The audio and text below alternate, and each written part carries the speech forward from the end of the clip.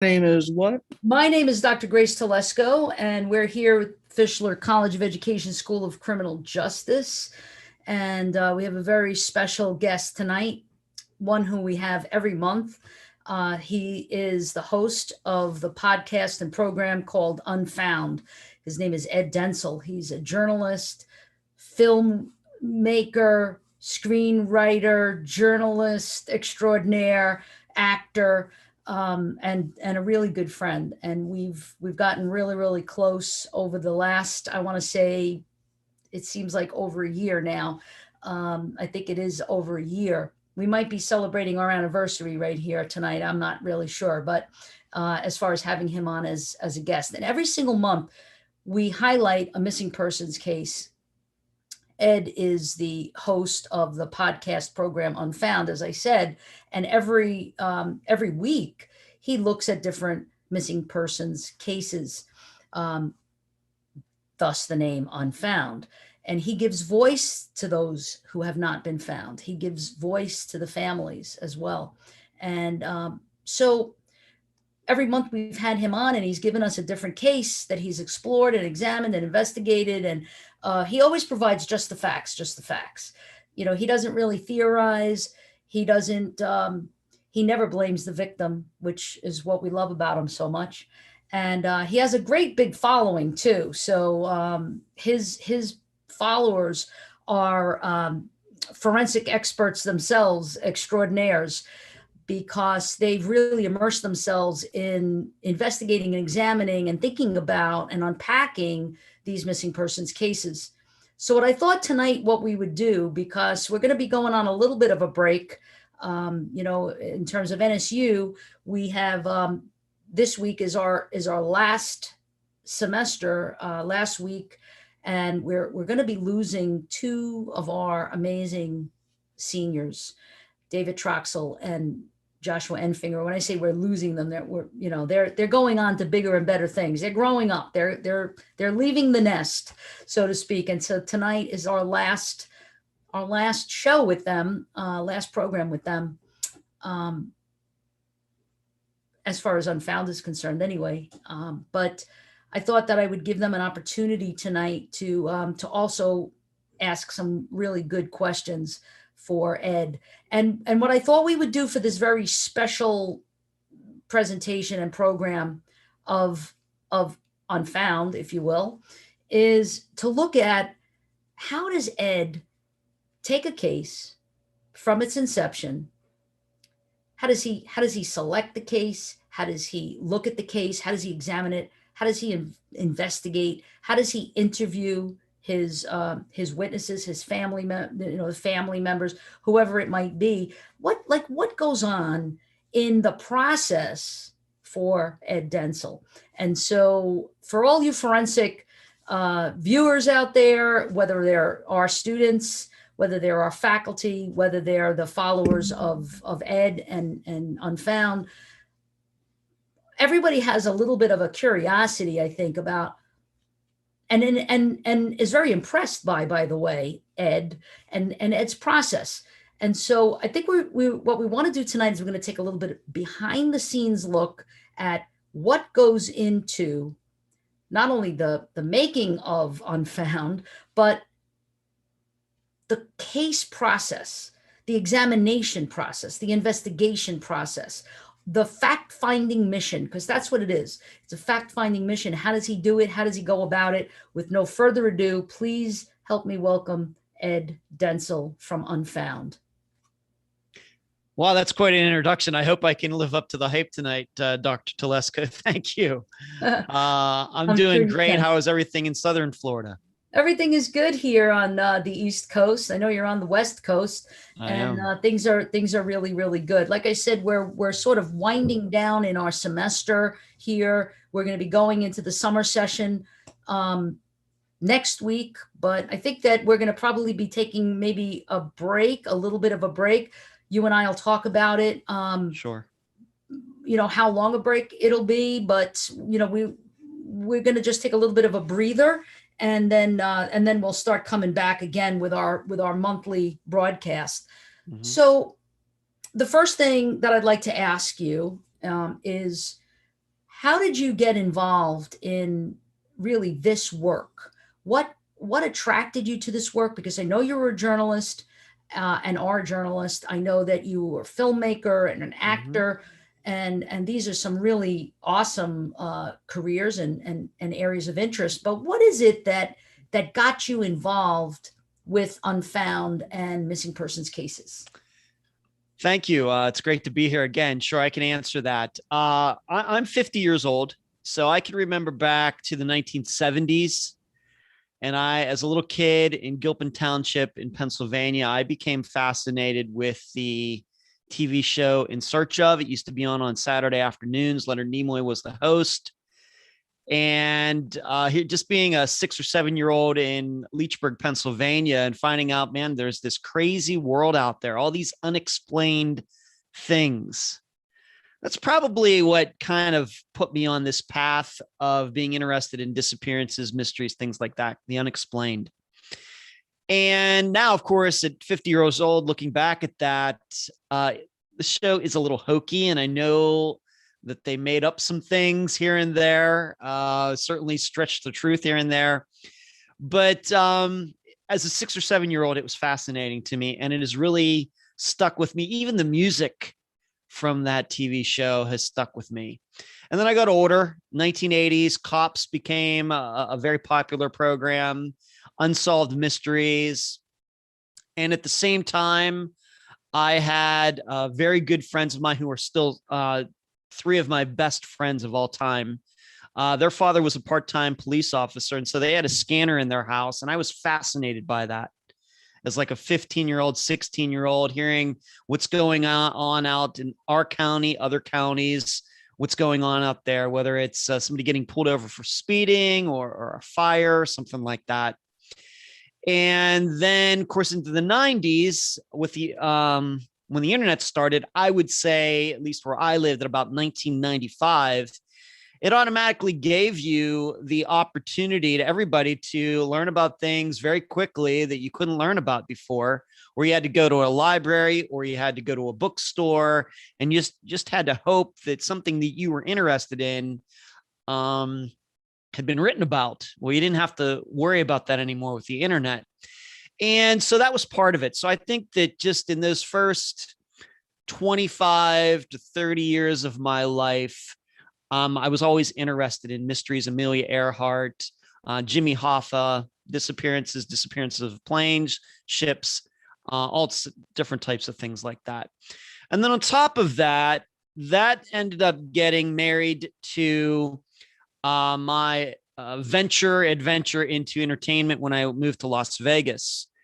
And I did do some filmmaking, I did do some screenplay writing, but I would say that of that has given me the most skills to use on Unfound was acting at Star Trek: The Experience, where one of the big things is being able to react to people and what they say and not knowing what they're going to say. And that becomes very important when you conduct interviews like we do on Unfound, like I do every week.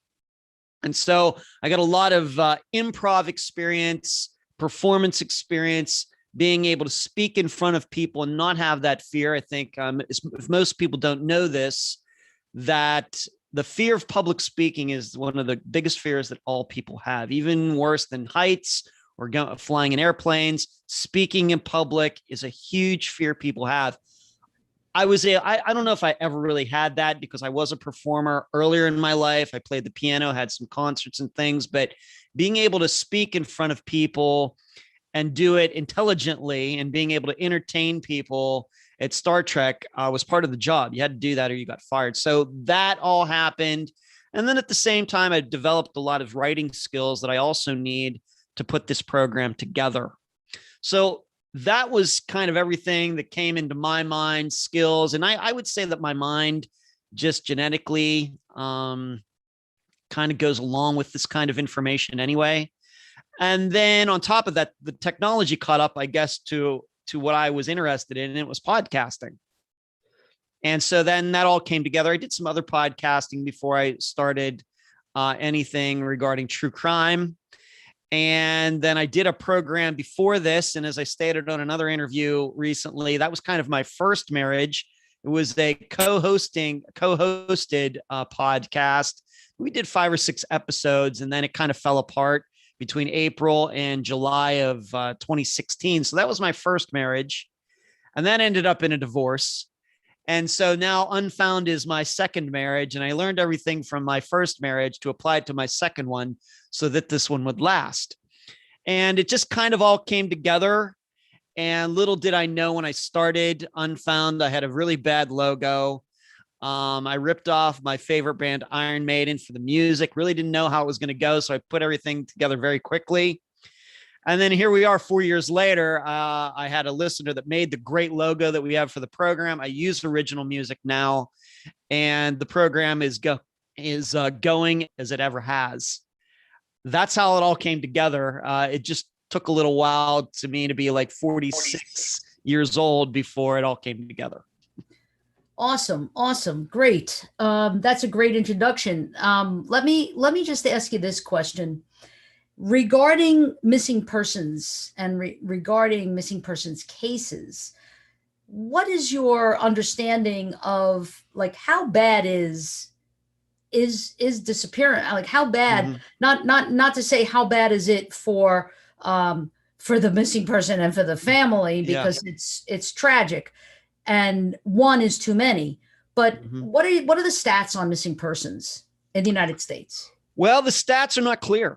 And the reason the stats are not clear is because disappearances are not studied like murders.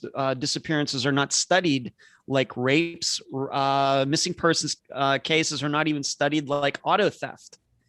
I think that you could find anywhere that people would say there's 80,000 people missing going back to the first time they started keeping paperwork to over 100,000. I don't know if there is an accurate number. Moreover, what can get mixed up in those numbers is a lot of people who go missing for a few days and then come back. And then those people are never taken off of a report that the police have filled out. In fact, we just discovered recently, or I should say a listener of ours discovered that there was a missing persons case that happened in Nebraska in 2001. And it turns out this guy it was a big mystery. Turns out he wasn't missing at all. So the stats are very unclear. There are many. Nobody doubts that. And they're not just the victims, the missing people who are the victims, but their family members, their friends, certainly impactful. It is not something that is common, but the reason it is so important, even if the stats aren't crazy numbers, is because the effect it has on people. That should be the way that we judge how seriously we should take these cases, is how they affect the people who are still around. And of course, me personally, I believe that a large majority of these missing persons cases are murders. So we have murderers out there who are walking around, free men and women who've never had to answer for their crimes. So that's another part of this. But the stats are not clear. And that's something that we're trying to change, because a lot of people have not taken a real deep interest in it, like of all these other topics I've already mentioned. Auto thefts are known because insurance companies want to know how much to charge people for their auto insurance. Murders are important because you have these, of course, we know that these people are deceased and we know killers are out there. That's why they keep statistics. Rape's the same thing. We have victims who can speak to people. Missing persons, they can't speak to anybody because they're missing. And so you have to rely on people like me, like you, Dr. Telesco, to make sure the public doesn't forget, what, these are crimes too. Yes. So let me ask you this question, because I know you've talked about, you think that there's a lot of the missing person cases are murder victims, right? Yeah. Are most of the missing people in the United States found? And if they are they found dead or alive? Well, just in general, if you're just counting a missing person as a missing persons report that is filled out at some police department, whether it's local, state, or sheriff's office, the number is quite high. But when we start talking about disappearances that we cover on Unfound, which ones that that to cover them on our program, the disappearance has to be at least a year old. Now, having said that, we've gone back to the 1940s.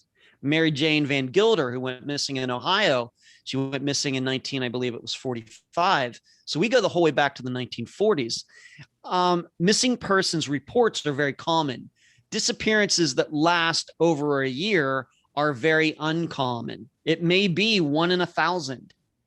But being that it is 1 in 1,000, that's what makes them so hard to analyze, because that disappearance that's going to last for a year, 5 years, 10 years, 30 years, 60 years, looks in those first few days, looks exactly like those disappearances that are going to only last a few days. You might use an example of a 19-year-old who goes missing. Her parents get worried. They file a missing persons report. They don't know where she is. She strolls back in a couple days later saying she went to Vegas with her boyfriend. I'm sorry I didn't tell anybody. Well, that kind of disappearance where a 19-year-old female comes back after 2 days looks exactly like a 19-year-old who goes missing and doesn't come back after 2 days. In fact, doesn't even come back 2 decades later. And so that's it's a big deal. It's tough. Yeah. It's tough. Really tough. Is there a difference between children cases and adult cases in the way in which you approach, in the way in which the facts unfold? For Unfound, there is certainly difference, but for a totally different reason than I think it is for law enforcement. From a law enforcement, I just wanted everybody to know, full disclosure, I've never been a police officer. I do not hold a private investigator's license or anything. I am a reporter. I'm an investigator. I'm a journalist. From a law enforcement standpoint, it is certainly different in that they take child disappearances much more seriously than they do adult disappearances. There's no question about that. I think people who don't even know that much about missing persons cases, they may not listen to any true crime program out there. I think the public realizes that. Everybody, I think, knows about Amber Alerts. Well, there are no Amber Alerts for a 25-year-old who goes missing. Right. There are none. So from a law enforcement standpoint, they take those child disappearances much more seriously than they take adult disappearances. Right. On the other hand, from our point of view at Unfound, I really don't cover too many child disappearances. Why? Because most of the time the stats say that when children go missing or are murdered, it's by their parents. And so when you're in the business of interviewing people who are close to the disappearance, you can't interview parents. You can't automatically think that they're innocent because the stats say they probably did do something to their son or daughter. That's just the stats. So we don't cover very many child disappearances because you never know who you can trust. Whereas, so we do mostly 99% of the time adults. Maybe we've done it, 17-year-old, but you start getting down to like 12-year-olds, 11-year-olds, 10-year-olds. We usually start staying away from those types of disappearances and stick to people 18 and over, even going up into their 70s. So the way law enforcement looks at those cases is much different how we look at them on Unfound. Right. So what's the nuance of adults going missing? And you're absolutely right. In terms of law enforcement takes everything with a grain of salt. They take all of the facts, they gather the intelligence, they write the report. But when adults go missing, isn't it true that sometimes adults want to be missing? That's absolutely true. And it's hard to tell. That's why I was saying sometimes it's hard to tell a difference between the person who willingly leaves and the person who doesn't willingly leave. And even if the person willingly leaves, well, that could mean they're a danger to themselves. Maybe they're thinking about committing suicide. Maybe they have some sort of mental illness, and they may be choosing to leave. That still doesn't mean you just let them go. Now, here in the course of the United States, adults certainly have the right to walk out of their lives. And as I've stated before, the only time at least government starts worrying about that is if these people don't pay their taxes, and then they're in trouble with the IRS or something. Until that point, a family fills out a report and there's not much that you can do. and it's certainly difficult. Um, so when we look at these situations with adults and how we handle them, you really have to get into the nitty gritty of the disappearance. Is there any reason that that person would have wanted to walk off by himself or herself? Did the person have anybody in his or her life that wanted them dead? Did this person owe anybody money? Was this person an addict who owed people money? Was this person involved in some illegal business? We've run into that. We've covered the disappearance of a couple well-known drug dealers, one in Pennsylvania, one in California. I don't care. If the police or the family want to know what happened to their loved one, even if he or she was involved in some very illegal activity, we're here to help. We make no judgments that way. So all of this needs to be looked at. All these questions need to be asked when you talk to a family member for the first time. And I have to admit, sometimes you really have to get it out of them, because a lot of times they don't want to admit that their loved one had an addiction or something like that, but it's all relevant. Right. And sometimes the family may not want to admit either, that there were some family problems, Right. that there's, maybe some debt. Sometimes it's better to Mhm. just disappear when life shows up in a way that you don't know how to handle it necessarily, Yes. and maybe got caught doing something, or we all have those skeletons in our closet, so to speak. Mhm. So yes, it makes it difficult. The police, I want to just shift a little bit Mhm. to the police, and this is not a slam on the police at all. You know that I'm law Of enforcement, course. former law Certainly. enforcement. So I have a loyalty and an allegiance Mhm. to that profession.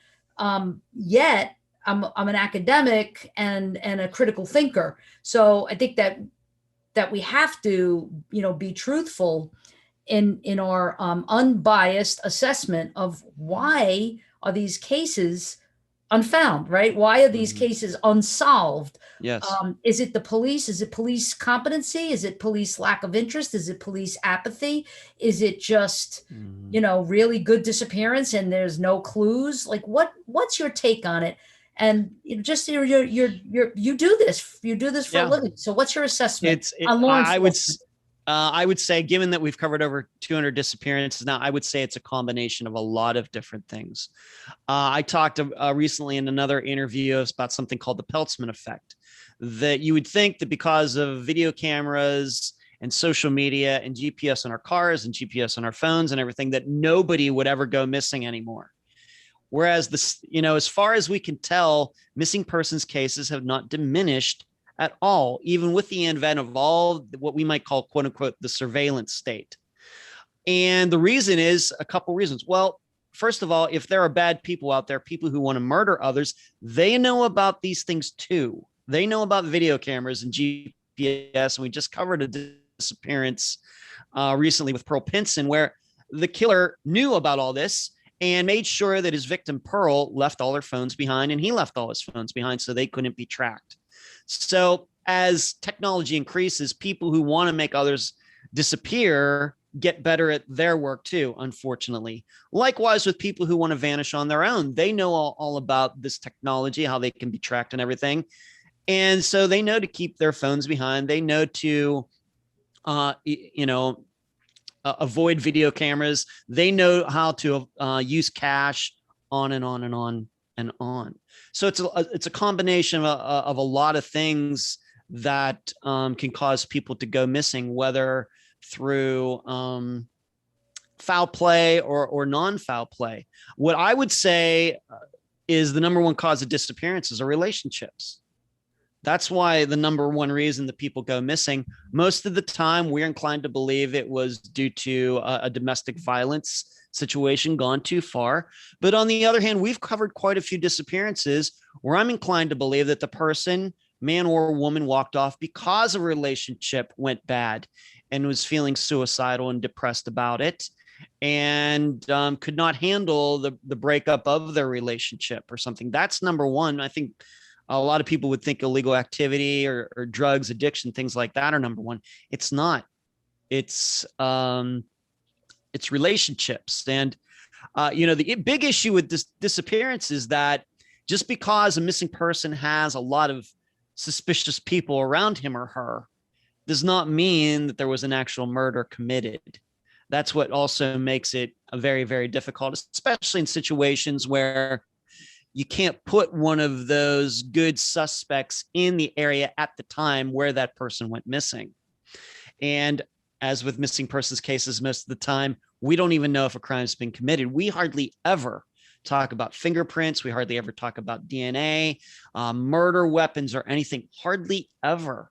Usually it's just we're talking about phones, messages, and social media if it's a new enough disappearance. And if we get older, it makes it a lot tough. You get back to the mid 90s and 80s, there's none of that stuff to talk about. So it's difficult. One of the things that I've noticed in our affiliation and our ongoing programming that we've had together, and your investigation and examination of these cases, is that there are times where it feels as though law enforcement or the investigators involved have either dropped the ball or not pursued a lead. Mm-hmm. Is that true? Or is that? I think that it's very nuanced. I think that that's what families think.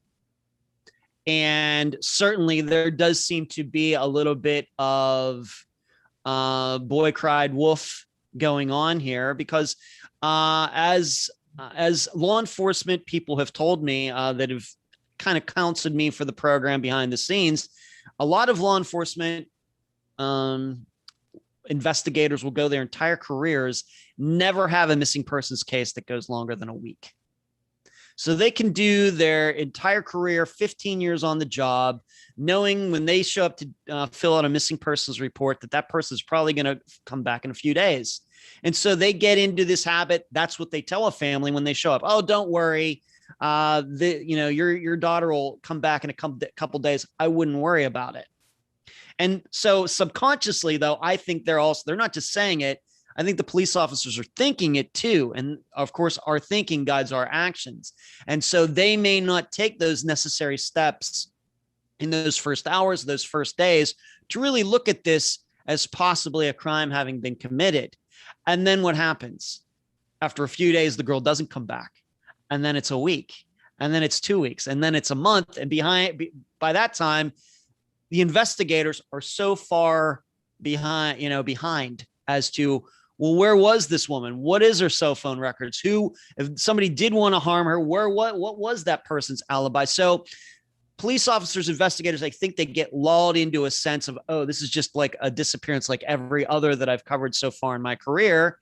And we're human. Police officers are human too. And we do that in our everyday lives. When we go shopping, when we play golf or whatever else, sometimes we cut corners and things. And they think, well, this is just like all the others. And then it ends up not being that way.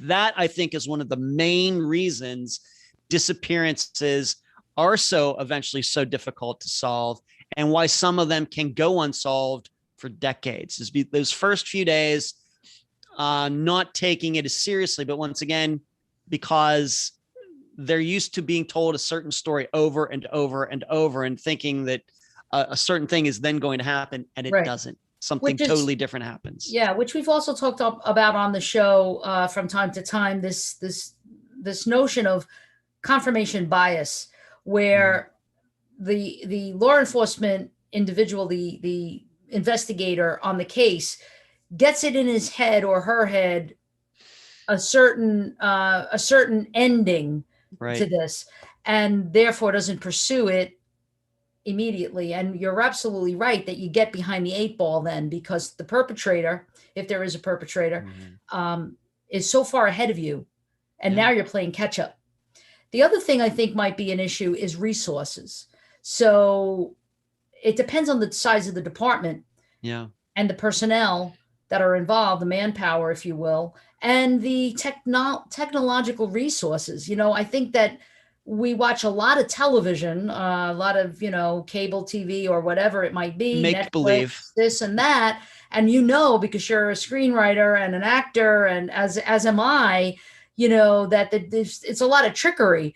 And a lot of it isn't real. It's No, not fantasy. even close. You Not know, even not close. even close. We had somebody on named Sharon Plotkin, a CSI expert, and she went over like, the real CSI, the real Yeah. forensics. It's not that easy to ping, you're pinging a cell phone and it's going to show you exactly where it is, and you're going to triangulate, the video, and Yeah. all that stuff doesn't Doesn't necessarily exist. Yeah. unfold that way. No. So law enforcement getting it in their minds, when they catch the case immediately, the very first time that they get the 911 call and they are dispatched to the scene of a missing person or an alleged missing person, if they don't jump on it right then and there, there's a lot of leads that can evaporate. Would Yeah. you agree? I do. In fact, there's some that are very, very simple. For example, if you just wait a week to not take a missing person's case seriously, the odds of you getting any videotape from any nearby gas stations, convenience stores, that video is usually gone, because every week, even in our days of hard drives and everything else, they record over and over like a week at a time. So if you just wait a week, if this is a week later, a Monday to a Monday, you go back in to see if that missing person walked by the convenience store, that video is gone. It's just something simple as that can make all the difference in trying to figure out, well, did this guy walk this way or did he walk that way when he left his house? Exactly. Something as simple as that. Exactly. I'm going to ask Josh to come on for a minute because he's got a really great question for you regarding Casey Anthony. Oh boy, I hope I'm not an expert. I'll do my best. All right, Josh, you want to come on? Yeah. Hey, I wasn't expecting you to be, the professional with this, but I just know that with the news media at that moment in time, this Casey Anthony case you were talking about, most of the time you don't do children because it is the parents. For this case, she was found not guilty. So I was just kind of curious if you've worked with a case like this and what it typically led to, or in the past of cases you've heard of like this, what were some of the examples that ended up being the reasoning for these child missing cases? Well, we've haven't covered, like I said, we've covered over 200 missing persons cases. Of those, I don't even think 10% of them are young people, which what I would say is like 15 and under. Very, very few of them. The reason kind of it's in that number is because by the time a kid gets to be 15, 16 years old, if their parent is abusive or something like that, they can fight back. They're big enough to fight back or run away. And so it's really up to that, I think, 11 or 12 age that children, if they are being abused, are, really have to watch out, and they could become missing persons victims. Now, one that comes to mind in Unfound's world is Andrea Bowman. She was an adopted daughter of Dennis Bowman and his wife, and she went missing in 1989. And her family, the father, said, well, yeah, she stole some money from me, and I was trying to give her a hard time about it, and she took off. And we now know 30 years later that that was not true at all. In fact, he killed her. And in fact, he's going to be going on trial this year for the murder. And what happened was, it turns out that he had killed a woman, not a young girl, but a woman before in Virginia in 1980. So 9 years before he killed his daughter, he killed a woman in Virginia. And so he had to answer for that. They caught him through DNA. And because of that, they were able then to get a warrant for him regarding Andrea's disappearance in 1989. They went on to his property in Michigan, found her remains. They dug up her remains, and they had been there. They had lived somewhere else. He had actually taken the remains from the old place to the new place and buried her on his property. And it had not been for Andrea's biological mother, Kathy Turkanian, who got involved in about 2010, that still might be unsolved. Had it not been for her, she was a guest on my program very early on in Unfound's existence. She knew that Dennis Bowman did it from day one. She insisted that those remains were on his property. I don't think many people believed her, but she ended up being right. So that's probably the closest one that we've come to in that could be compared to, of course, Casey Anthony's. But there are a lot of people, like, if you believe Casey Anthony is guilty, like Casey Anthony, Dennis Bowman, there are unfortunately many parents out there like that. Any other questions, Josh, or for now you're good? Because I have a couple of other questions now for Ed. Any follow up to your original question, Josh? No, that was actually very interesting because that was like one case that I wrote a paper on it at some point in high Great. school. So that was a good. Cool. All right, thank you. So Ed, I have a question. A lot of scammers come out. They come out of the woodwork Yeah. and prey on the victims' families. Yes. Yes. Private investigators and psychics and the like. Yeah. Can you speak about this in your experience? Oh my, yeah, a lot. A lot of my guests have been fooled. I would never mention any names or anything, but I do know of a guest who they gave like $10,000 to a private investigator to investigate. He just took the money and did nothing. I had another guest who has been scammed more than once. And then there's most notably, it's not a disappearance that we've actually covered yet, but I do counseling for families, even if they haven't even been on the program yet. There was a disappearance of a young woman in California. I ended up talking to her mother, and she was being contacted by somebody over the internet saying, yeah, I know where your daughter is. She's going to be auctioned off on the dark web. And if you give me $5,000, I'll buy her, get her back, and send her to you. This is something I found out that this woman was not the only parent that had this happening to them this a couple of years ago now. And she was absolutely convinced that this was the truth. Absolutely 100% thought. And she was ready to go get the money. And she was supposed to meet somebody at a particular address, on and on and on. Once again, in California. And I live in Florida. And I just told this woman, if you go do that, you might end up going missing too. I just had it. And sometimes I have to play bad cop. I have to be the bearer of bad news to these people, that whatever that person's telling you, yeah, that's a lie. That person doesn't have your daughter. It's all made up. I'm not saying your daughter's dead or anything, but this person certainly does not have your daughter. And she's certainly not being auctioned off on the dark web somewhere. Okay. That's not happening. And so don't go get that money and everything else. Of course, the guy was telling her, don't talk to the police, and so, yes, this is common. I would say that at least half of my guests have run into some scammer of one type or another. And I just want to, if you're going to ask me about it and bring up psychics, we don't talk about psychics on the program. And I've had a couple psychics write me over the years, and they know my attitude. And they say, well, we don't charge anybody. It's not like we're ripping these people off. I offer my services for free. And I tell them that doesn't matter. What you're doing is putting thoughts in these people's heads that is not factual. There's no proof of this. Okay. You are getting their hopes up. You're telling them this, and there's no proof. You've never solved, your powers have never solved a missing persons case. But what happens, what I've seen, is that then families believe the psychic, they go to the police, and the police are put in a very difficult position when this happens. On one hand, I think the police officers know this is crap. But on the other hand, they don't want to put themselves in a position where they're saying no either.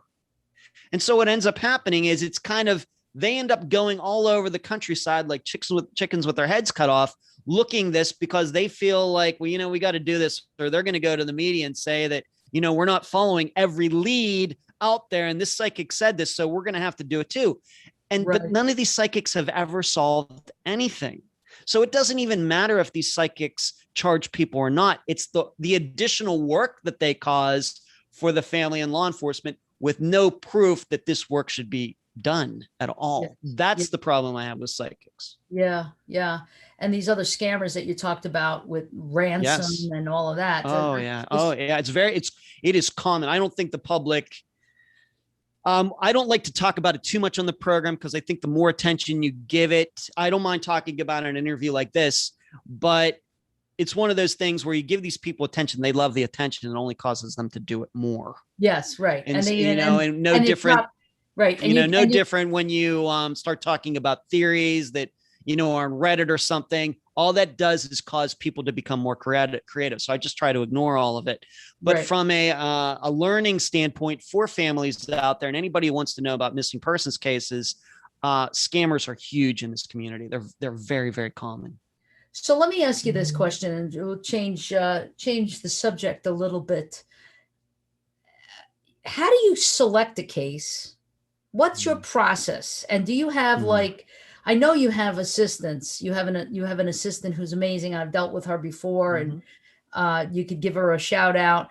But do you work with someone to select the cases? Do you, what's your process in selecting? That's going to be my first question. And then the second lead to that is going to be, then how do you start? Once you've selected the case, what is the process that you go through in fact finding? I know this is going to sound very strange, but we don't select cases. The people choose to be on the program. We can't make people be on the program, but all we can do is reach out to these people. Now, some people find out about Unfound and contact me, contact one of my assistants. Most of the time, though, we're out there looking for websites, Facebook pages, news articles, even going back onto like newspapers.com, going back years, trying to find contact numbers, people to contact, parents of missing children, maybe the sons and daughters of missing people. Their names have been mentioned in articles, and we reach out to them. And it's mainly my assistant, Emily, that does this. And she just says, here's who we are. Here's the link to the program. Would love to talk to you about your son's missing persons case, and just an opportunity to talk and just to see if there's some way that we can help you. And it's through that process, if they say yes, that is then established whether this person wants to come on the program or not and do an official interview. So we talked to, unfortunately, quite a few people who choose not to be on the program. I think that the listeners would be surprised to know of how many people we talk to then decide they're not ready for it emotionally for one reason or another. So we don't necessarily select cases. We just go out there and try to find as many contacts to missing people as we can. We contact them, and if they get back to us, sometimes it eventually becomes an interview for the program. The only thing I would say, as I stated earlier in the program, we do try to stay away from child disappearances. Although we have Mikhail Biggs, we covered her disappearance. Brandy Myers is another one that we featured as well. We've covered quite a few, but not as many probably as some other programs. Then the process is I have a series of private, off-the-record conversations with these people, and I get permission to record those discussions on my phone, and then I take notes afterwards. I listen to the entire conversation again, and I take notes. And so I just sit at my computer typing all this information out, and then I decided, are there things that I need to look into? Are there other people I need to talk to? Do I need to go back and look at some newspaper articles on newspapers.com about what was written about the disappearance at the time? For example, we covered a disappearance just a few months ago, Joshua Guimond. That's one in which I went back and, saw the interviews that his roommates and friends had done at the time of his disappearance, many years ago. And I'll look at Google Street Maps, Google Satellite View. I will check to see if there's any other missing persons cases that are like that in the vicinity.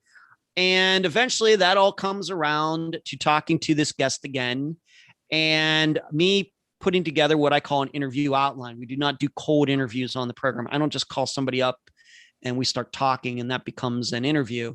I put together an interview outline made up of all the information I've collected from my research and our conversations. And that's how an interview gets done for the program. I send that outline to them. They approve it. We have the official interview, and that's how episodes get made. So that's what goes on. So when you do your research, what does that look like? Take us behind the scenes in your office. That's just I talked to some of my assistants about it. Some of them already will know have heard of this disappearance before, and they'll get to offer their opinion, especially if they happen to live in the area or the state where the disappearance happened. I have a lot of databases of people that ways to look back at old addresses, old phone numbers. I can look up if there are any suspects, see if they have any criminal records. What have some people done since that time? I think that's very important for older disappearances going back 15 and 20 years. If you have suspects that were allegedly very squeaky clean, let's say in the year 2000, well, have they lived a squeaky clean life since 2000? Maybe we might find out that this guy has a bunch of rapes on his record. And we might discover that, well, that might make it more likely that he caused the disappearance of that young woman back in 2000. That's just an example. These are the kinds of things that I'm looking for. What I'm also doing, though, is I'm looking at other disappearances that Unfound has covered and trying to see similarities between them, even if it's a completely different decade, a completely different state, even a different gender. I think you can learn a lot by trying to see similarities in other disappearances, because then I can go back to the disappearance I'm working on right at that time and tell them, well, this other disappearance is very similar to your missing daughters. Here's what this family did. Here's some ways they ended up getting more information, moving the case forward. And these are some things that you haven't done yet. I don't think, at least it doesn't seem so yet. So not only am I preparing this person to be interviewed for the program, but I'm trying to give them some advice on what they can do next. Because a lot of times when we get to a family and a disappearance, they've usually hit a brick wall, because we cover so many disappearances that are quite old. The average age of a disappearance we cover on the program is about 18 years old. Wow. So that's what I do. Those are the things that I take care of behind the scenes. Also, if the guest wants me to talk to a best friend of the missing person or their supervisor or whoever else that they think would offer some really additional good insight, then I'll talk to those people too. Yeah. So one of the things that you mentioned, I think we mentioned it earlier, and I know you and I have had this discussion, offline, and that is how families deal with. It's one thing to know that your loved one was murdered, and their body was found, mm-hmm. and you have a funeral, and mourn.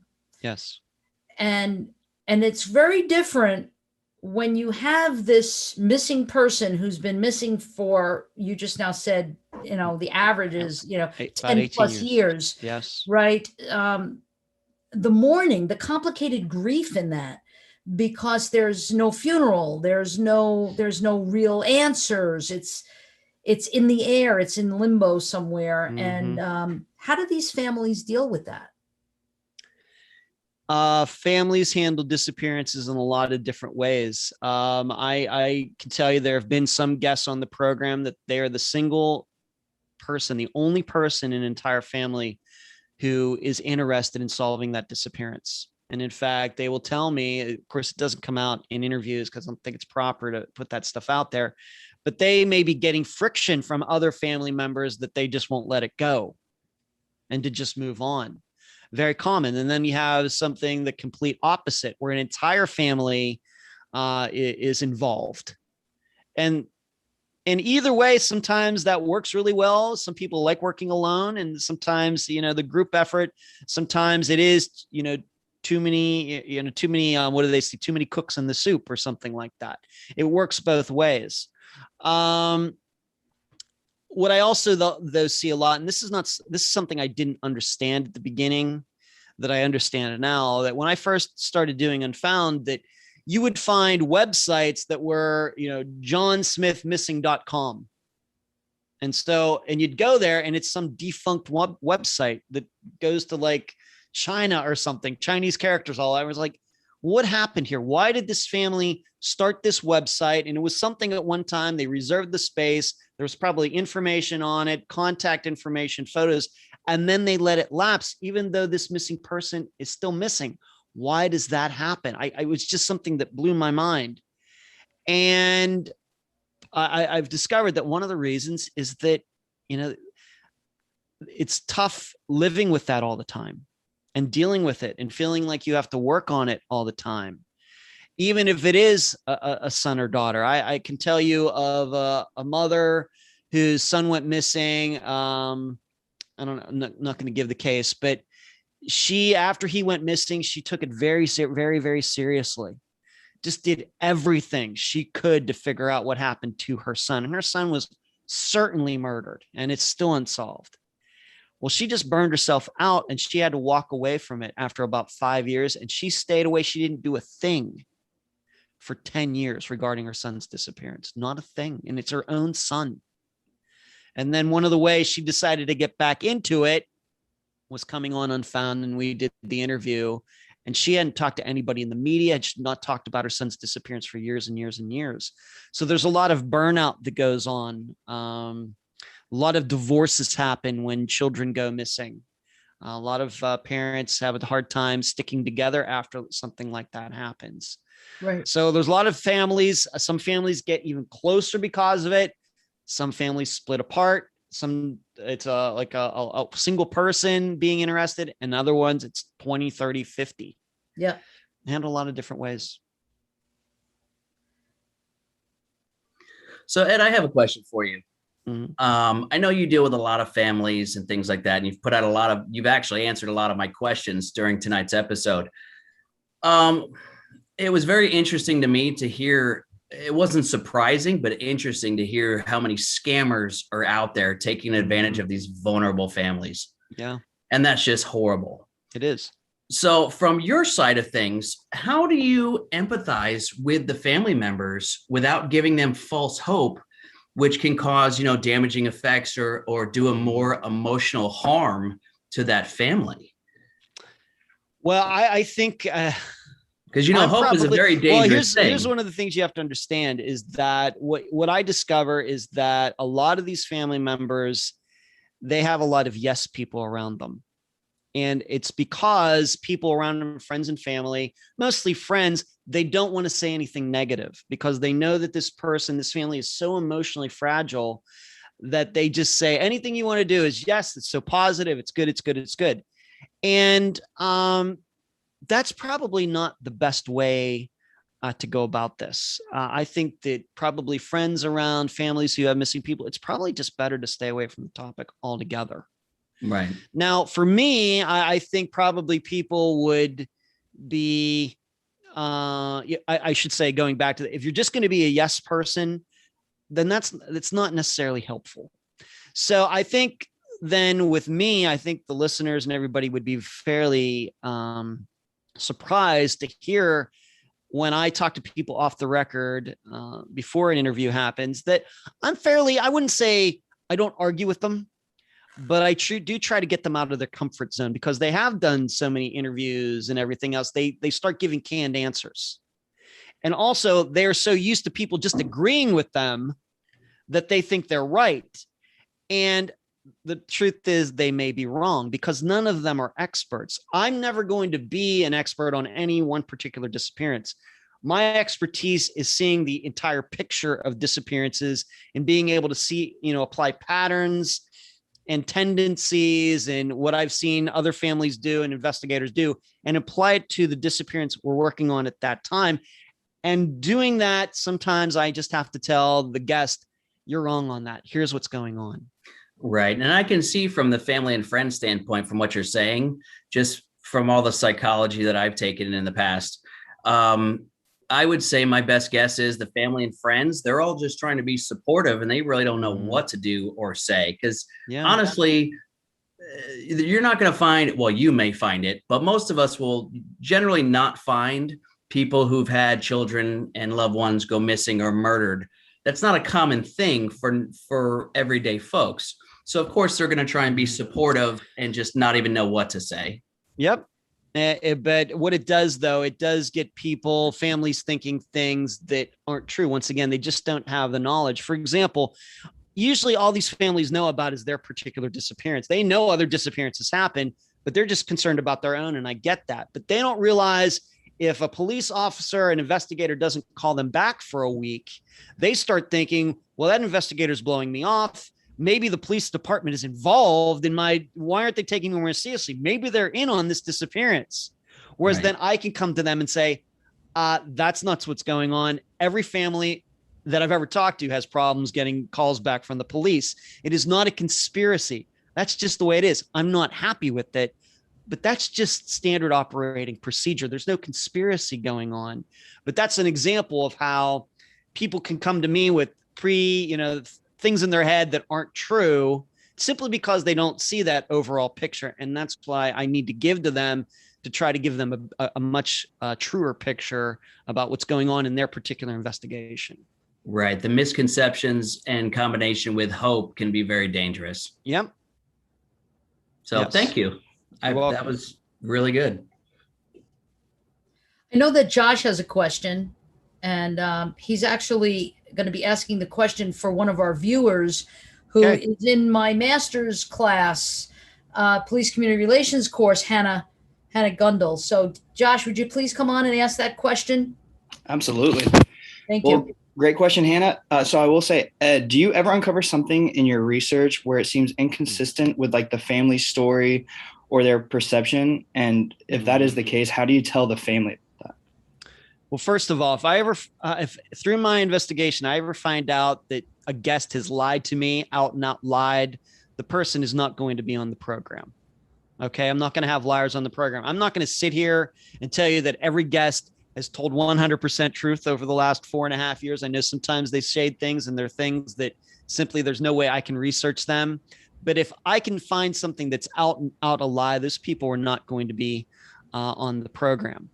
However, if in other terms they think something, and they're not necessarily lying, but they think something, and then I discover something else in a completely opposite direction, they are the first people who I tell. And in fact, even after an episode comes out, if I get a message from somebody who thinks they may know something, I don't go directly to the police.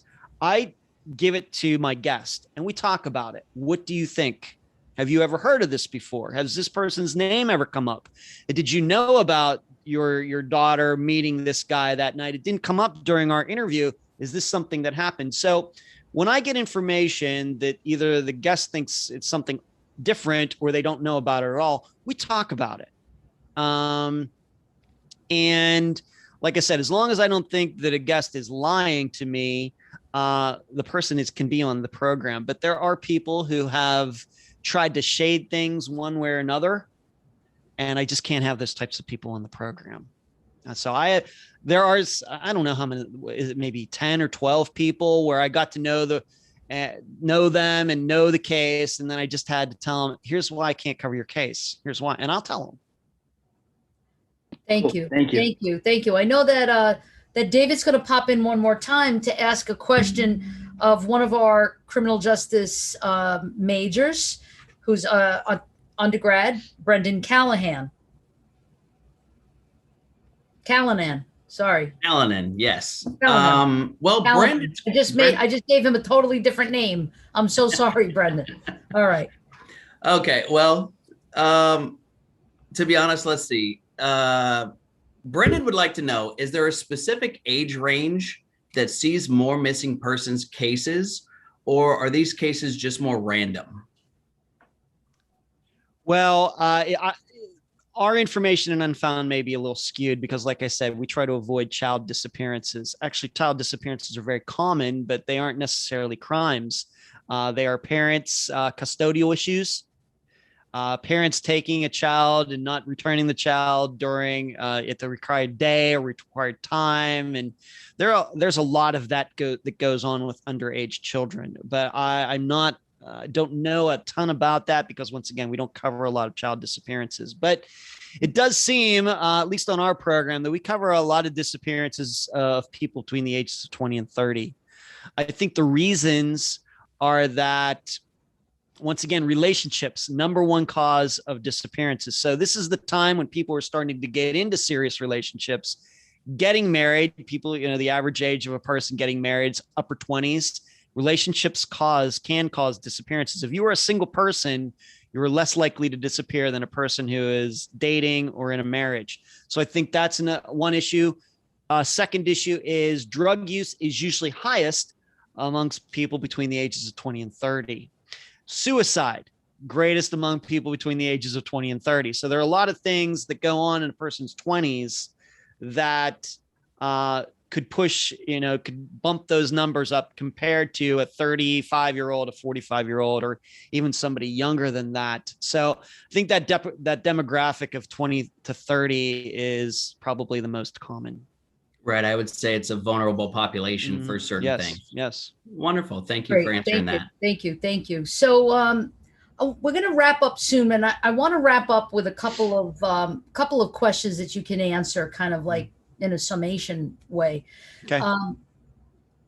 I know that since you've been so immersed in this work, what are some of the initiative strategies, ways to change, solutions, things that you would say to law enforcement, things that you might say to the families, other people who are investigating these types of cases?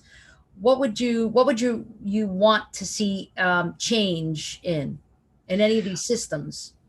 Here's, I think, number one. I think the reason that so many disappearances go unsolved for as long as they do is because the people who are in charge of investigating them don't know anything about them. This is not a criticism, but law enforcement investigators, they get no training in missing persons cases. As you stated earlier, only the largest of the largest police departments in the United States have missing persons units. New York, Chicago, LA, Houston, just virtually every other jurisdiction, it's usually going to be an investigator whose specialty is homicides or vice or car thefts, that this missing persons report will suddenly appear on their desk, and the supervisor says, "Hey, would you look into this?" So I've talked about going to schools and speaking to criminal justice majors. The number one thing that we need to do is to teach them about missing persons cases and what they look like, what goes on, what are the facts that I've been able to gather just from the 200 some disappearances that we've covered on Unfound. That's a fairly large sample. It's most of the states in America, a few in Canada, one in Africa, a large demographic going from teenagers up to a couple of people in their 70s, men and women, in relationships, out of relationships, addicts, non-addicts. It runs the entire gamut. So we have a good cross-section of America that we've covered on the program, and who these people have gone missing. And using those stats, start teaching criminal justice majors, people who are intending to make law enforcement their career, whether it's going into the Secret Service, FBI, get elected sheriff of some county out there or whatever else. Give that education to them before they get hired in a police department. And then it's all on the job stuff, learning how to arrest people's rights, everything else. Give them that base. So at least in the back of their head, when they eventually do come upon a missing persons case, they had that course in college that taught them, well, here are the things that I should be looking for. Here are the questions that I should ask to make sure something doesn't get missed in those very important first hours after a missing persons report has been filed. That is the number one problem, is that we just don't have enough people who know enough about missing persons cases, because most police officers are never going to encounter them. But when they do, they don't know what to do. They're just filling out paperwork and doing their best. And I think that we have an opportunity to change that. And, in one of our undergrad courses that you have to be a CJ major now to want, to be able to take this class, unless you took it as an elective. And it's called Criminal Investigations. And it covers the fundamentals of investigating any kind of a crime, including, it should be the same elements that go into a missing persons case. So if you've got a criminal justice undergrad, then they might be a little bit more apt to understand that gathering intelligence phase, the fact-finding mission, the canvassing of various witnesses, and that kind of stuff. I don't know if we necessarily teach that in the academy level. I know in the NYPD, we taught police science, and that was more of policy and procedure, and we taught the law. what is a crime, and penal law and various criminal procedure and et cetera. And then the behavioral sciences really talk more about how to interview victims, how to talk to victims, crisis intervention, that kind of thing. But what you're talking about is something that detectives, Right. those who are off patrol and are pursuing an investigatory track, they would then become immersed in a detective's Right. course that would be much more involved with criminal investigation and missing persons cases. Right. But it's very specialized. And again, it goes back to what I was talking about earlier. Various police departments have various resources. Yes. It's very possible that the cop on patrol is the guy that's doing the catching the case, so he or she may not have that training that you're talking about. Right. Yeah. Well, even if it's, like I said, even if it's somebody that's going to go into, go into law enforcement with the goal of being a sheriff. Of course, most sheriffs do not do investigations. I am most familiar with sheriffs, for example, in the state of Texas, because I've covered some disappearances there. That's an elected position. It's mainly a paperwork position, getting funding, et cetera. Even if that sheriff has that type of training, and he may not, or he may have never used it, but should they happen upon a disappearance case that lasts for a little while, be able to use that experience in talking to his underlings, to his deputies, hey, here's what might be going on, even something like that. But the number one issue is education. Just don't find too many law enforcement people who are experts on missing persons cases, once again, because they don't cover them a lot, but when they happen, it's a big deal, especially if they go for a long time. Right. So as we've come to the end of the program, which is sad, but I think that if you're free, we can maybe make this just sort of a impromptu. And if you can't make it, no problem. But May 27th, is that open for you? Dr. Telesco, I'm always open for you. So awesome. All right, May 27th. It's a month from now, so it's it's a bit of a ways. But why don't we do that? We won't have David and Josh unless they want to come. Now, if they want to come, they're always invited, right? We're always going to invite them. Sure. But let's bring Josh on for a second. So I have my crew here. So go ahead, David. You join us too. And if you notice, Josh is actually in my office on campus, and he's got a lot of Lysol there because he has a lot of germs that he carries. I didn't know you could see that in the background. Yeah, I see everything. Are you kidding me? So, but Josh and David, we want to just say in front of everybody who's watching, how much we appreciate the both of you in all that you do behind the scenes, to make all of our programming work so well. We're going to miss you very much, but we wish you well in your futures and in your careers to come. We know that you got a great education here at NSU and a great internship with me.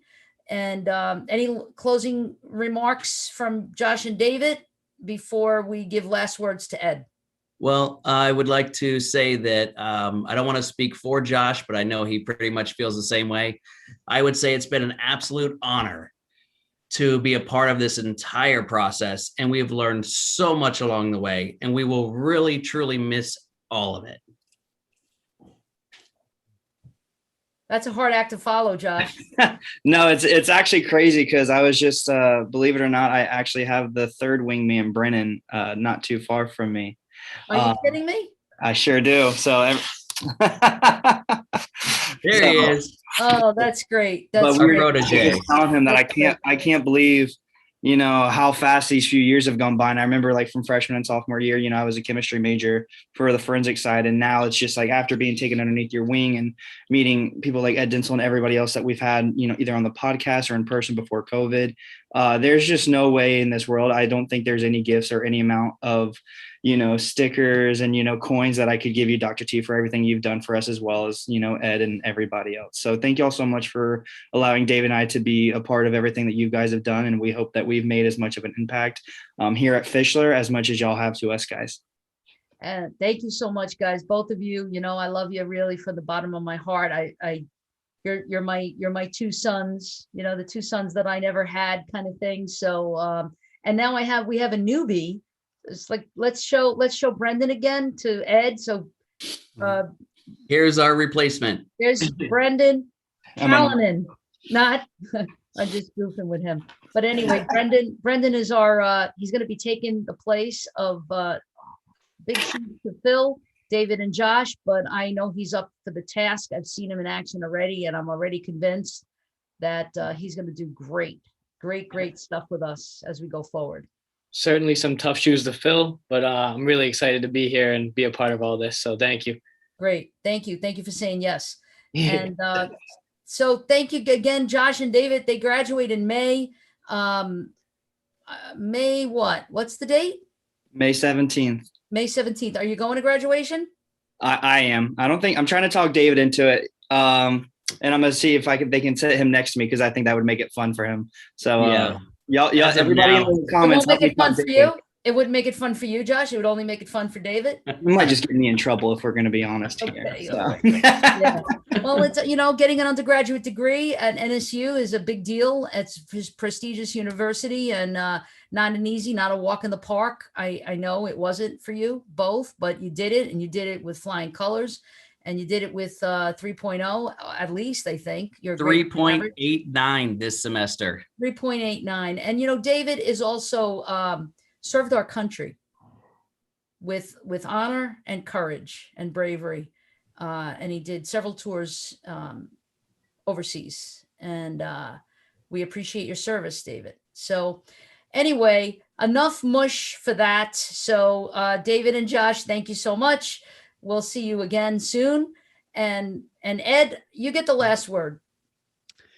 Well, it's great to be on with you again, Dr. Telesco. And in fact, it is about a year since we've known each other. So this is our 1-year anniversary. I think paper is the gift for a year anniversary. So there you go. So it's 1 year that we've known each other.